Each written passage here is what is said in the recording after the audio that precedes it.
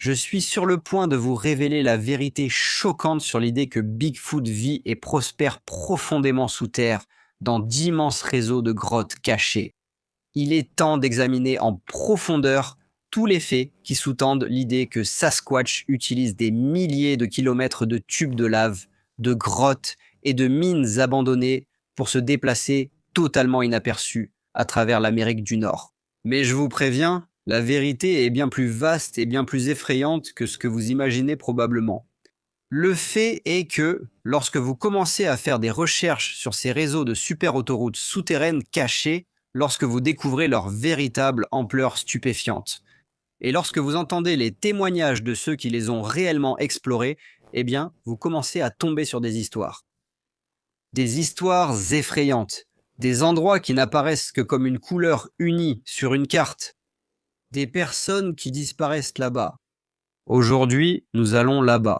Nous explorons ce qui se passe dans les endroits sombres sous nos pieds et ce que les personnes qui vivent ici depuis le plus longtemps ont appris à leur sujet. L'Occident a passé plus de 500 ans à cartographier la surface de ce continent. Nous avons quadrillé les forêts, utilisé des satellites pour photographier les sommets et clôturer les plaines jusqu'à ce qu'il ne reste plus aucun endroit où se cacher. Mais pendant que nous regardions l'horizon, nous creusions aussi dans l'obscurité. Les registres officiels nous disent que les États-Unis forment une masse solide de 3,8 millions de miles carrés, mais les relevés géologiques, eux, racontent une autre histoire. Ils révèlent un espace négatif, un royaume de plus d'un demi-million d'ouvertures de mines abandonnées et des milliers de kilomètres de tubes de lave qui traversent le substrat rocheux comme une seconde paire de poumons. Nous disons que ces endroits sont épuisés. Nous disons qu'ils sont scellés. Mais dans le silence profond et sous pression de la terre, quelque chose bouge encore. Il n'a pas besoin du soleil. Il ne laisse aucune trace et il ne se soucie pas de nos cartes. Première partie, l'incident déclencheur, le Nord-Ouest Pacifique. Pour comprendre comment un hominidé de 800 livres peut exister au XXIe siècle sans être capturé par une caméra de chasse 4K ou repéré par un drone thermique, il faut comprendre la géologie du Nord-Ouest Pacifique. La plupart des gens considèrent cette région comme un immense tas de bois, essentiellement une infinité de sapins de Douglas et de pruches, mais ce n'est que la surface. Le squelette de cette région est volcanique. Lorsque les grandes coulées de basalte du Pléistocène ont déferlé sur l'État de Washington et l'Oregon, elles n'ont pas seulement créé des montagnes, elles ont aussi formé des tubes de lave. Imaginez une rivière de roche en fusion à 2000 degrés Fahrenheit, dévalant une montagne à toute allure. Les bords extérieurs refroidissent et durcissent pour former en quelque sorte un tuyau de pierre, tandis que le centre incandescent continue de s'écouler, laissant finalement derrière lui un tunnel souterrain creux et parfaitement isolé. Ces grottes ne ressemblent pas aux grottes étroites et déchiquetées qu'on voit dans les films. Celles-ci sont lisses, elles sont larges. Certaines atteignent 12 mètres de haut et s'étendent sur des kilomètres sans ouverture vers la surface. Et voici la dure réalité que les offices de tourisme ne mentionnent pas. Selon l'US Geological Survey, nous n'en avons cartographié qu'une fraction, car ces tunnels sont recouverts par des centaines de pieds de cendres volcaniques et de débris forestiers. Ils sont invisibles aux caméras thermiques. Vous pourriez vous tenir à 1 mètre au-dessus d'un tunnel qui s'étend du mont Saint-Helens jusqu'à la côte, et même votre caméra FLIR haut de gamme ne détecterait pas un seul degré de chaleur provenant de ce qui se déplace à l'intérieur. C'est, en gros, l'angle mort biologique parfait. Une autoroute souterraine climatisée qui reste à une température constante de 13 degrés Celsius toute l'année. C'est un habitat qui offre un camouflage total, de l'eau grâce à la condensation interne et, surtout, une liberté de mouvement absolue. J'ai atteint cette partie du sentier à environ 1 mile en montant la montagne depuis la zone de visite des grottes. Et nous avions marché ici sur environ une trentaine de mètres de plus dans cette direction et porté par le vent à travers ces arbres épais et les broussailles, il y avait une odeur très forte.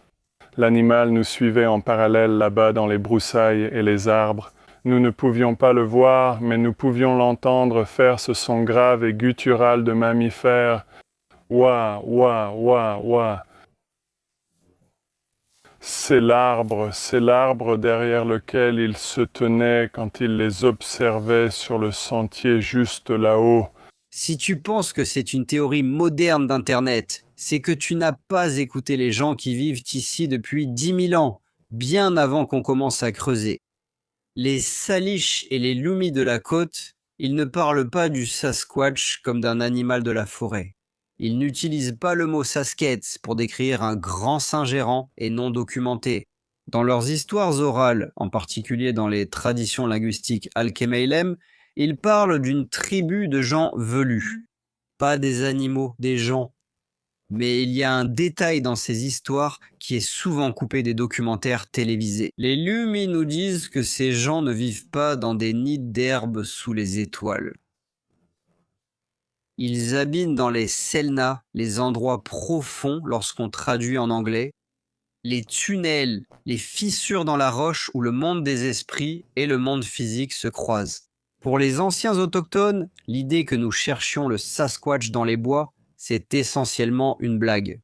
C'est comme chercher un usager du métro en restant au milieu d'un parc. Vous regardez au mauvais niveau de la réalité. Ils savent que la pierre n'était pas une barrière, c'était une porte.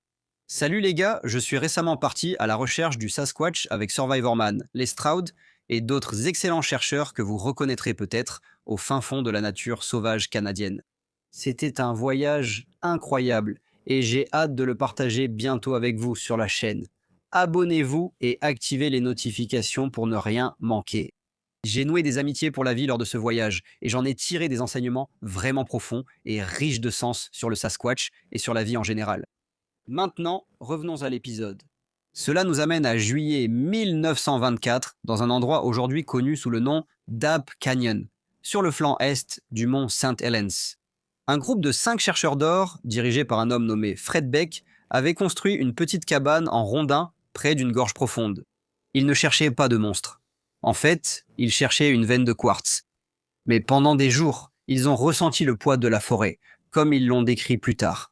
Ils entendaient ce martèlement rythmique sur les parois du canyon.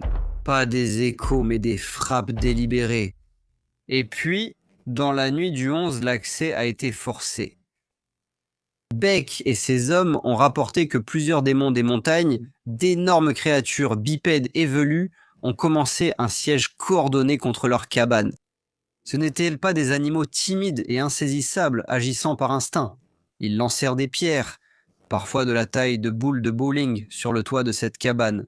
Ils frappèrent leur corps contre la lourde porte. Un des mineurs a même tiré avec son Winchester à travers une ouverture dans les rondins, touchant l'une des créatures en pleine poitrine. La créature est tombée dans le ravin, mais elle n'a pas laissé de corps derrière elle. Le lendemain matin, les mineurs ont fui pour sauver leur vie. C'est compréhensible, non ? Ils ont laissé leur équipement, leur or et leur santé mentale dans ce canyon. Quand le service forestier et les journaux locaux ont envoyé des équipes pour enquêter, ils ont retrouvé la cabane criblée de pierres, comme l'avaient dit les hommes. Ils ont trouvé des empreintes à 4 orteils de 14 pouces enfoncés profondément dans la boue. Mais voici le détail qui change tout. Les mineurs n'ont pas dit que les créatures avaient remonté la montagne en courant. Ils ont dit que les créatures se sont déplacées à une vitesse anormale vers un affleurement spécifique de basalte. Et puis, elles étaient tout simplement plus là. À moins de 3,2 km de cette cabane se trouve l'entrée des Ape Caves, l'un des plus longs et des plus complexes tunnels de lave d'Amérique du Nord. C'est essentiellement un tunnel qui mène à un labyrinthe sombre et interconnecté que le soleil n'a pas touché depuis 10 000 ans. C'est ici que nous voyons les premiers signes de la dissimulation des preuves. Dans l'immédiat après l'attaque d'Ape Canyon en 1924, la réaction officielle a été étrange. C'est le moins qu'on puisse dire. Le shérif local a qualifié cela d'hystérie collective. Le service forestier a dit que c'était des ours. J'ai déjà entendu celle-là. Procédure standard, en gros. Mais regardez les registres fonciers des années suivantes.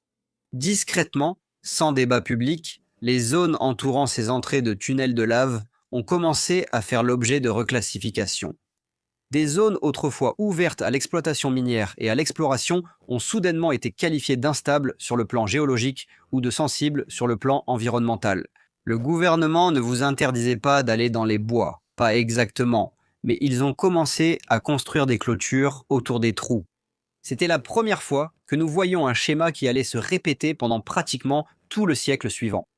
Une rencontre violente avec cette tribu souterraine, suivie d'un soudain intérêt fédéral pour obturer les ouvertures géologiques de cette région. Il ne scellait pas seulement une mine pour la sécurité en cas de chute, il scellait un passage.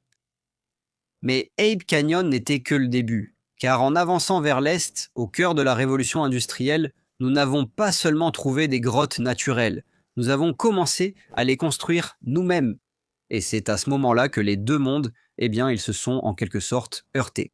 Ensuite, nous nous dirigeons vers le bouclier appalachien, où un secret de guerre et une légende aux yeux rouges révèlent exactement ce qui se passe lorsque nous construisons nos maisons au-dessus des leurs.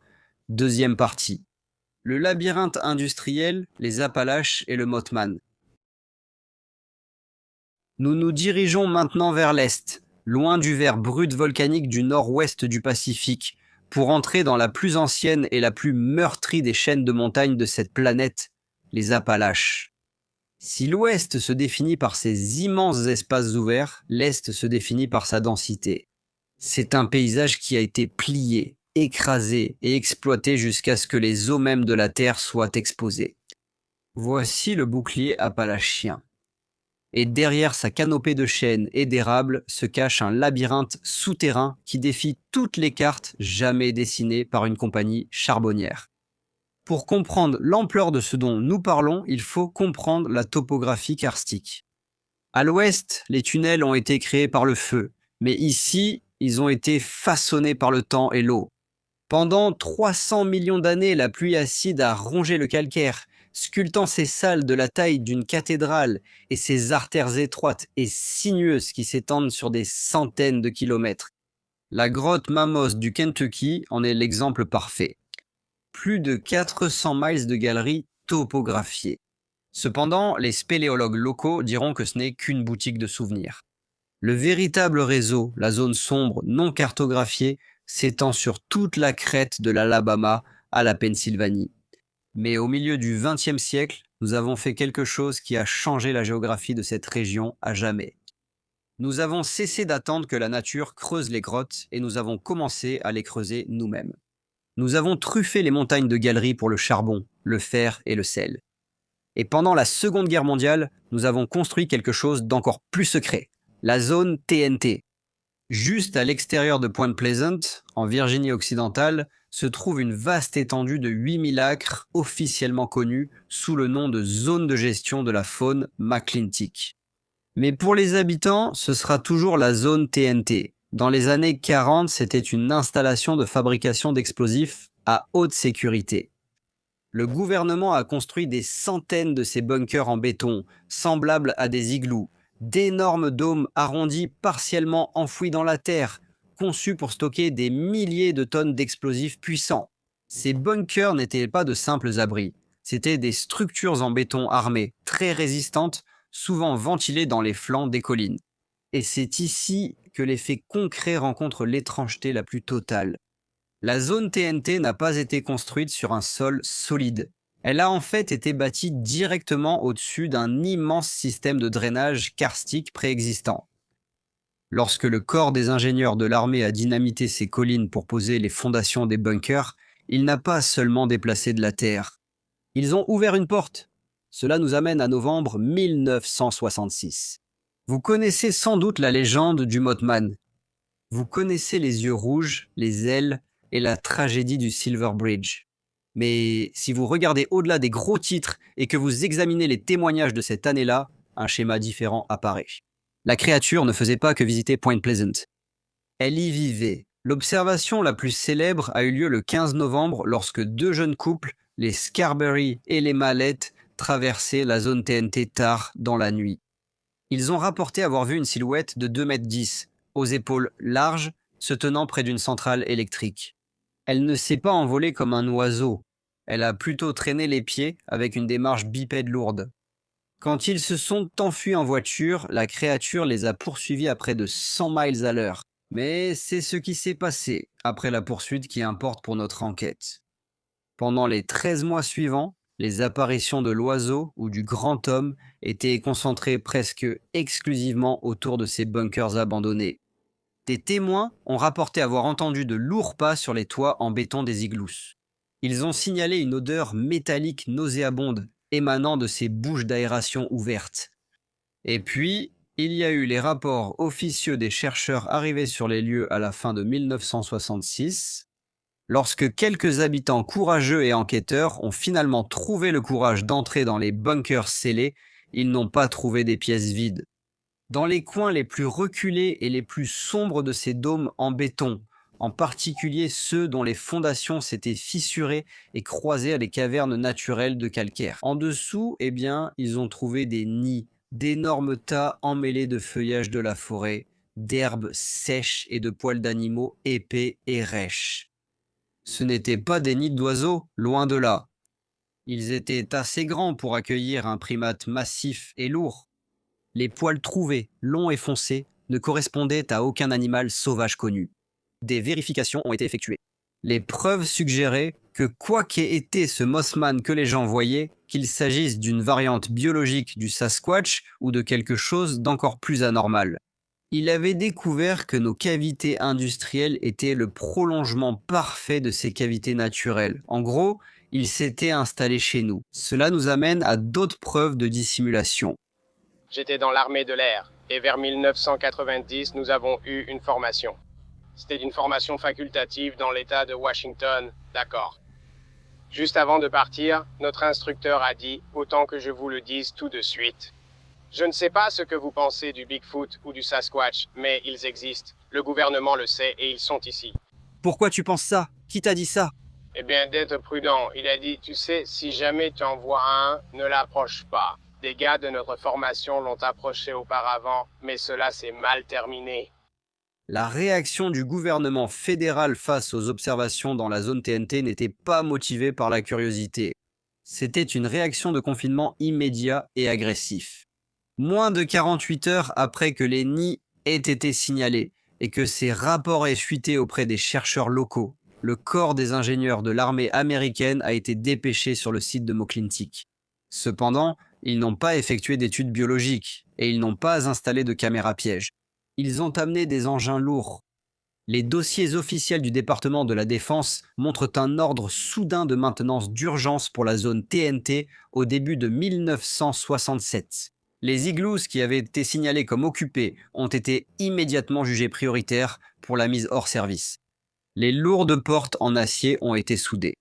Dans les cas où les bunkers recoupèrent des ouvertures naturelles de grottes, l'armée ne s'est pas contentée de sceller la porte. Ils ont utilisé des milliers de tonnes de remblai pour ensevelir toute la structure, effaçant littéralement les intersections de la carte. La justification officielle était l'instabilité structurelle et la sécurité publique.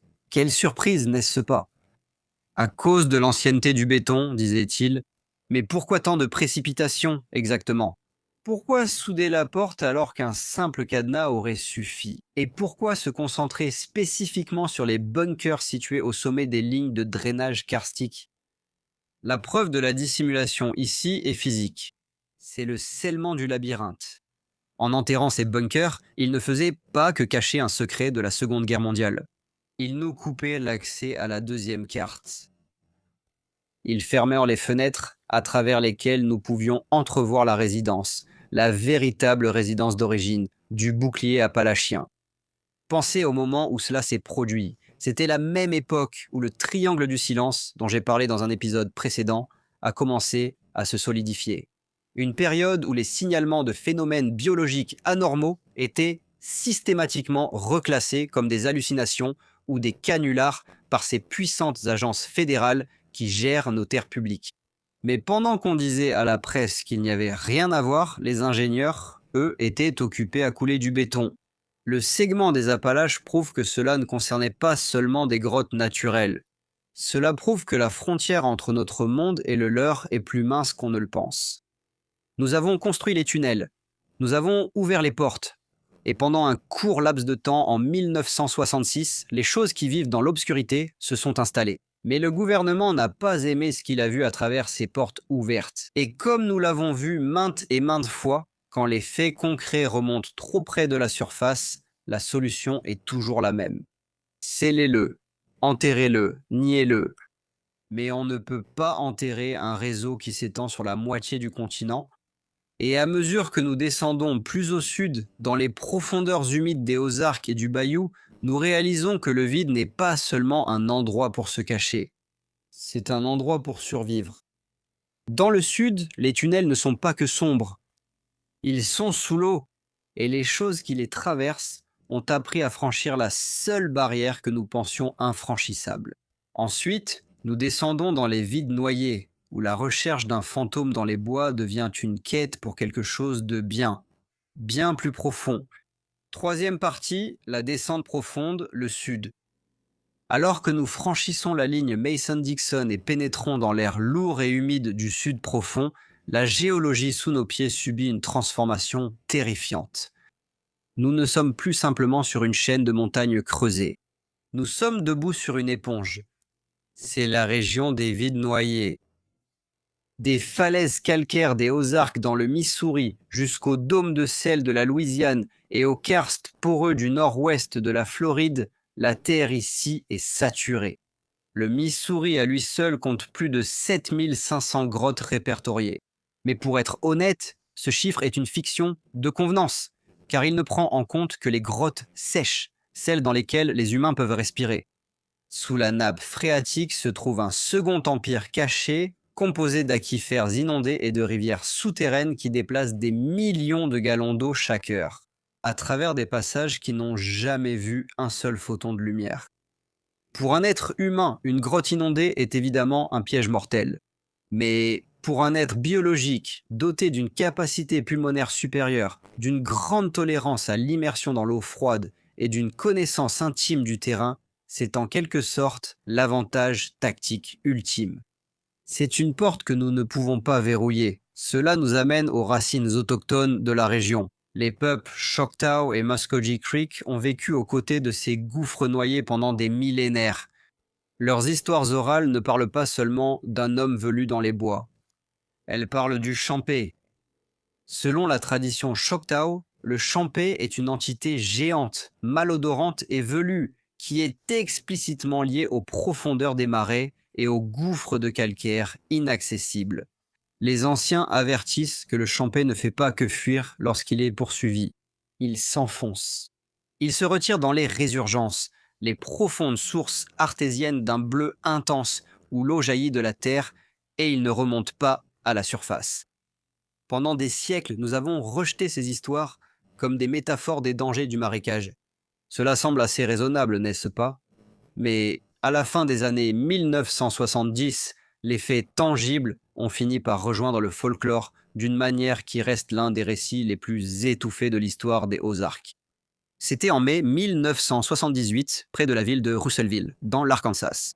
Deux frères, prospecteurs de minéraux expérimentés qui avaient passé leur vie à explorer les mines d'argent et de zinc abandonnées de la région, exploraient un puits vertical profond qui était hors service depuis près de 50 ans à ce moment-là. Les niveaux inférieurs de la mine étaient hors d'usage, complètement inondés par la montée de la nappe phréatique. Alors qu'ils étaient assis sur une corniche sèche à environ 25 mètres sous la surface, vérifiant leur équipement, ils ont entendu un bruit qui n'aurait pas dû être possible. Ce n'était ni une goutte d'eau, ni une chute de pierre, ni rien de ce qu'on attendrait à entendre là. C'était le bruit de quelque chose qui brisait la surface de cette eau noire et stagnante dans le puits inondé en dessous d'eux. Une créature massive au pelage sombre et emmêlé émergea de l'eau. Elle ne lutta pas. Elle sortit de l'eau avec une grâce fluide et puissante qui suggérait que ce n'était pas la première fois qu'elle naviguait dans un tunnel inondé.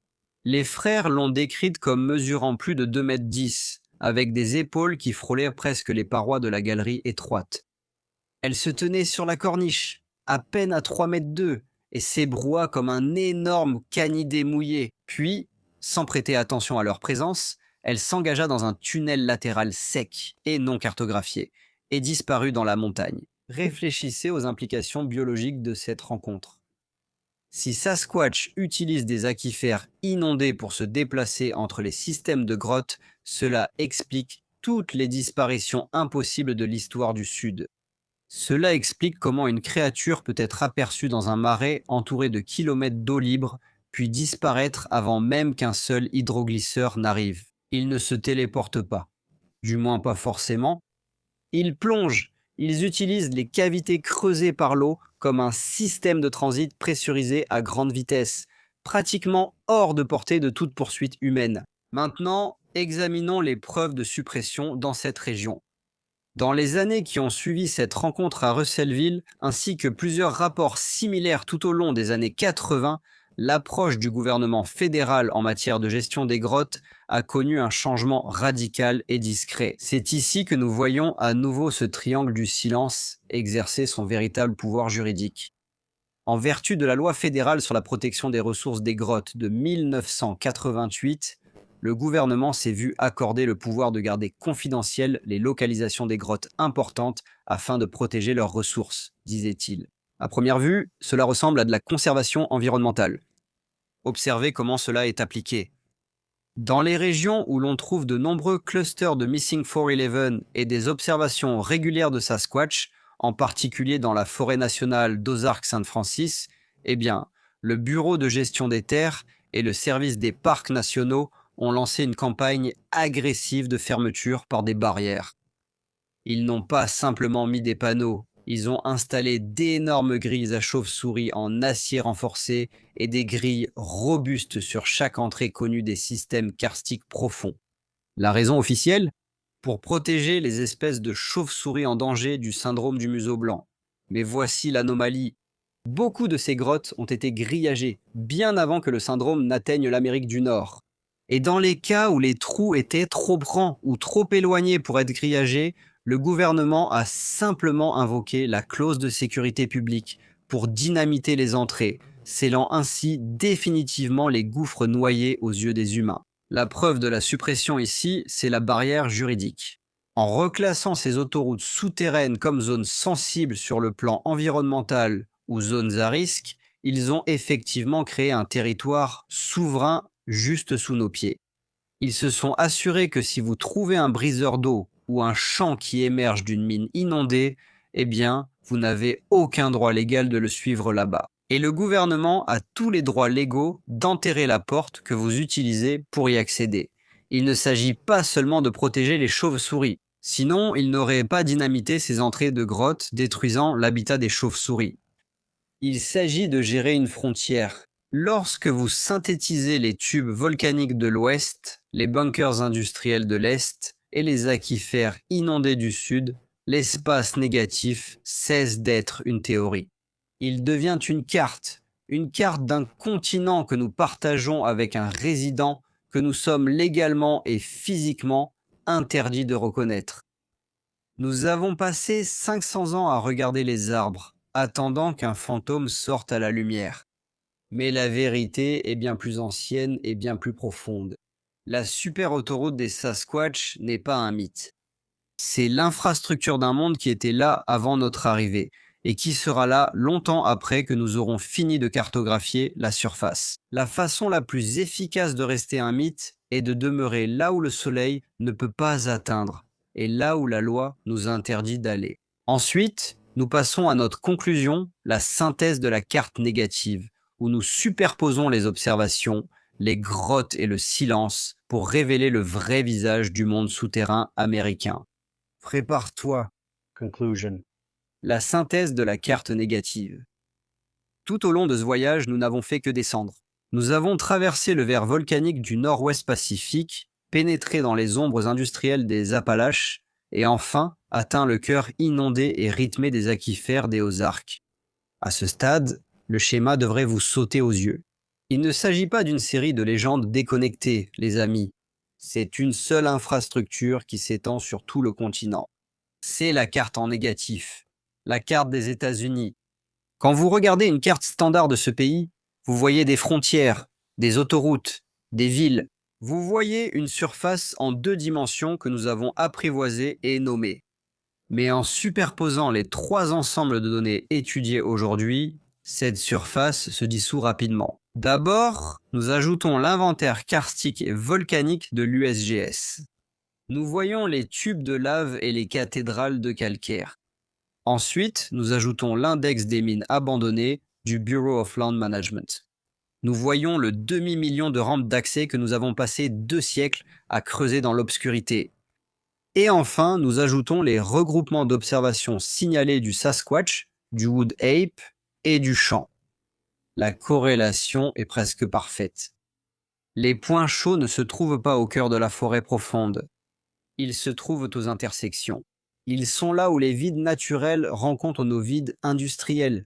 Ce sont les points de ventilation où la seconde carte respire. Mais il y a une dernière couche à cette carte négative, celle qui explique pourquoi vous n'avez pas vu cela au journal du soir. Ceci est la véritable preuve de la dissimulation. Pendant des décennies, nous avons observé un effort fédéral coordonné pour sceller ces intersections. Ce n'est pas juste un garde forestier local qui installe un panneau d'interdiction.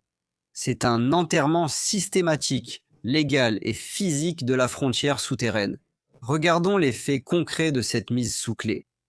Selon le manuel 3809 du BLM, le gouvernement a le pouvoir de contourner les examens environnementaux habituels pour assainir les mines abandonnées. Au cours des 20 dernières années, dans les régions à forte activité anormale, nous avons assisté à une explosion des fermetures d'urgence de ce type. Ils ne se contentent pas de verrouiller les portes, ils utilisent de la mousse de polyuréthane et du matériau de remblayage projeté à grande vitesse pour effacer définitivement les entrées. Ensuite, nous avons la loi fédérale sur la protection des ressources spéléologiques de 1988, c'est l'outil ultime du triangle du silence. Elle permet au secrétaire à l'agriculture ou au secrétaire à l'intérieur de garder secrète l'emplacement et même l'existence des réseaux de grottes vis-à-vis du public. Ils peuvent légalement supprimer une cavité de la taille d'une montagne des registres publics, sous prétexte de protection confidentielle des ressources. Lorsque vous regardez une carte d'un parc national et qu'elle montre une masse verte uniforme, vous avez sous les yeux un mensonge. Sous cette masse verte se trouvent des milliers de miles de territoire souverain qui ont été légalement et physiquement interdits au public américain. Alors, nous devons poser la question finale ici. Pourquoi le gouvernement protège-t-il ces humanoïdes géants, primitifs mais intelligents, bipèdes et couverts de poils, contre nous? Ou bien gère-t-il une frontière avec un résident qui était ici bien avant notre arrivée? Un résident qui connaît nos zones vides mieux que nous connaissons nos propres autoroutes. Sasquatch ne disparaît pas dans les airs. Du moins, pas dans tous les cas. Ce n'est pas un fantôme, et il ne voyage pas forcément entre les dimensions tout le temps non plus. C'est un être biologique qui joue à un jeu en 3D, dans un monde où nous sommes coincés sur des sentiers en 2D. Il se déplace sous les racines, nage à travers les nappes phréatiques, et niche dans les bunkers que nous sommes assez stupides pour laisser ouverts. La façon la plus efficace de rester un mythe, encore une fois, c'est de vivre là où le soleil ne peut pas atteindre, où les drones thermiques ne peuvent pas voir, et où la loi nous interdit d'aller. Nous n'avons pas conquis cette frontière. Nous avons simplement construit un toit au-dessus des parties que nous ne pouvions pas apprivoiser. Eh bien, les gars, plus j'approfondis ces recherches, plus il m'est clair que ce monde est un endroit bien plus profond et bien plus étrange qu'on ne le croit généralement. Et cette révélation à propos de ces vastes réseaux de cavernes souterraines et des êtres qui y vivent, ceux dont on dit qu'ils ne devraient pas être là et qu'ils n'existent pas.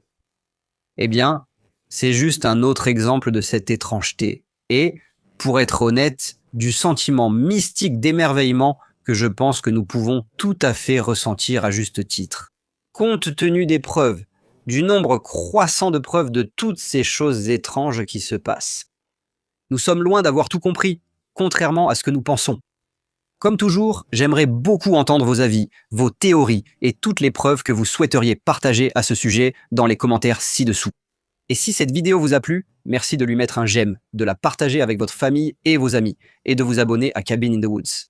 Ces gestes m'aident énormément à continuer. Pour me soutenir et montrer votre appréciation, je mettrai un lien vers ma page Patreon dans la description. Pour quelques euros par mois, vous pouvez avoir un contact privilégié avec moi et à du contenu publié uniquement là-bas, que je ne publie nulle part ailleurs. Que vous me souteniez sur Patreon ou non, Je vous suis très reconnaissant à tous qui m'avaient soutenu ici en regardant cette vidéo. Hâte de vous retrouver dans la prochaine vidéo.